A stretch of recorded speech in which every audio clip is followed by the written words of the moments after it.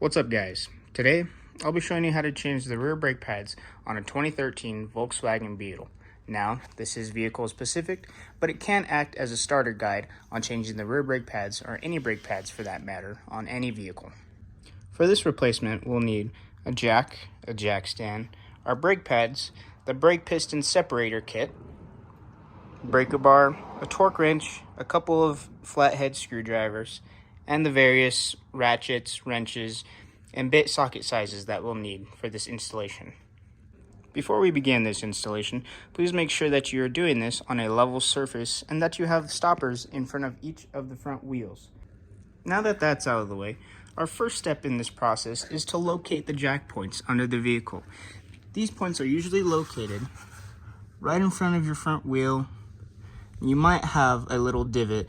This vehicle does have a little divot to show you where you'll need to place the jack. Right here is where you'll be placing the jack, as it is a reinforced steel.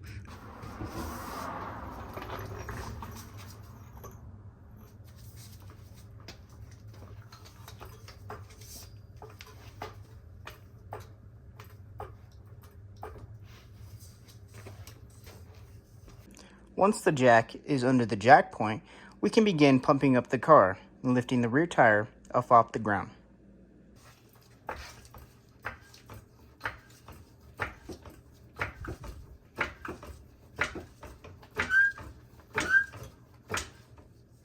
Once the vehicle rear tire is up off the ground, locate a safe spot to place your jack stand, and then lower the car.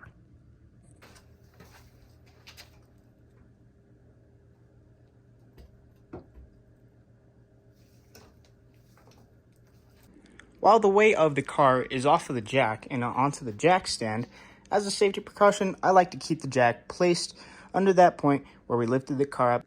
Now that the car is off the ground, we can begin by taking off the rear wheel. And by doing this, we will first take off the hubcap to access the lug nuts. This can be done with just a standard flathead screwdriver. Next, find the right socket size to remove your lug nuts. In this case, we will be using a 17 millimeter.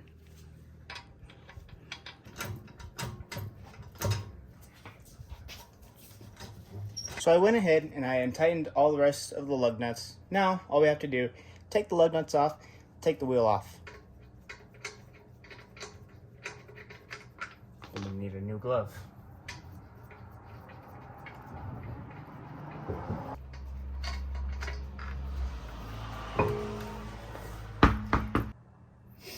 Next, we will remove this 13 millimeter bolt that is behind the brake caliper back here, and then we will hold this nut with a 5/8 wrench while we take out this 13 mil, and we will repeat the process down here with this 13 millimeter and this 5/8 nut.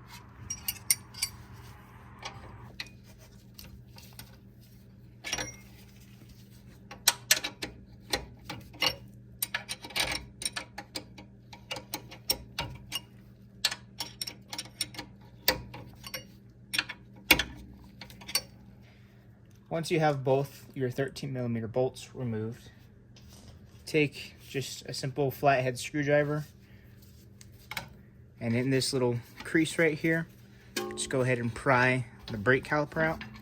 You'll probably want to do it on the bottom too, where you can find a crease. Just pry it out, go up again here on the top, and see if I can get it off of my hands. And there we go. Just like that, the brake caliper is removed. Once we have the caliper off, we can go ahead and remove both brake pads from inside and outside of the brake rotor.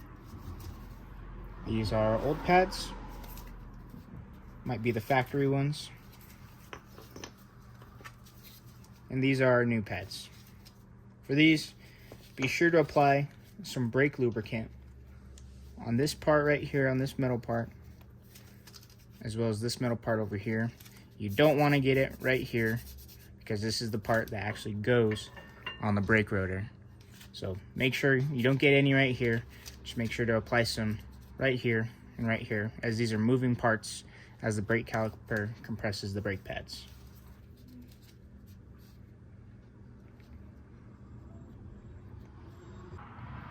Next, we'll get our brake caliper compression tool and make sure you use one of the tools or bits that it comes with, because with these brake calipers, you'll notice that there are two little grooves on the piston. That is where this comes in, as it sits right there, and you will initially turn this clockwise and that brake piston will compress. So let me get this on here. There was a bug.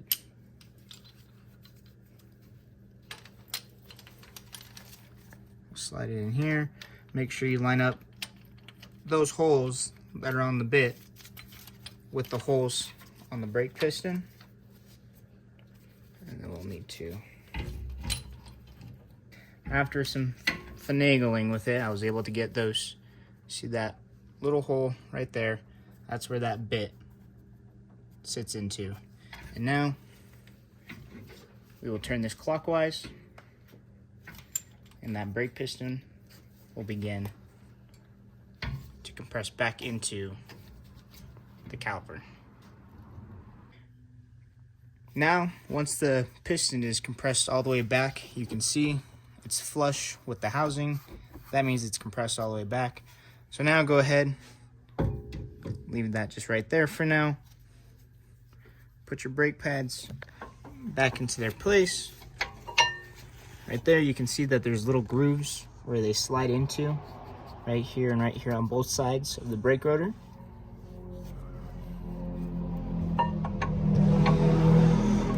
Sorry, there's a lot of noise outside my house. Once we have those brake pads in place, we can now put the caliper back over the brake pads. And make sure you line them up to where your bolts go.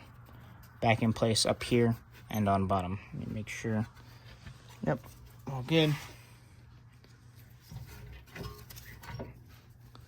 We'll get this bolt, place it back through here. Get it to where you can fill, get thread.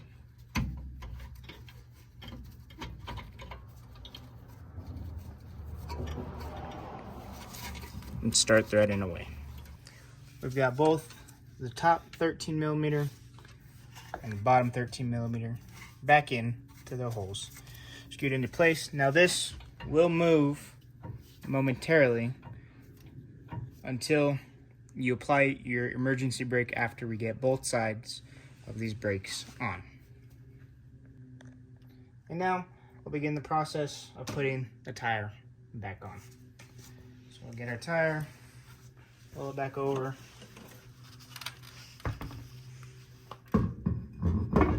It's got a little wheel that it slides onto and sits right in here. Adjust the tire until you get all the threads equal to all the holes, just like that. Begin one by one, threading in each bolt that we took out in the beginning. So we'll do this one. I usually like to thread them in a star pattern, just so the tire goes back on evenly.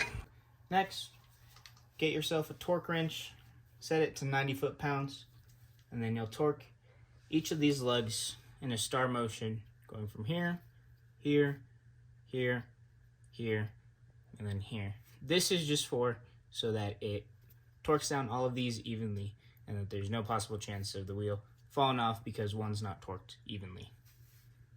Once these are torqued down, we can go ahead and place the hubcap back on. That conceals the lug nuts. You'll just get it on and snap it back on, just like that. And next, we'll get the car up off the jack stand, onto the jack, remove the jack stand, and lower the car. Now that the car is lowered onto the ground, we'll go on the other side and repeat the process for those brake pads.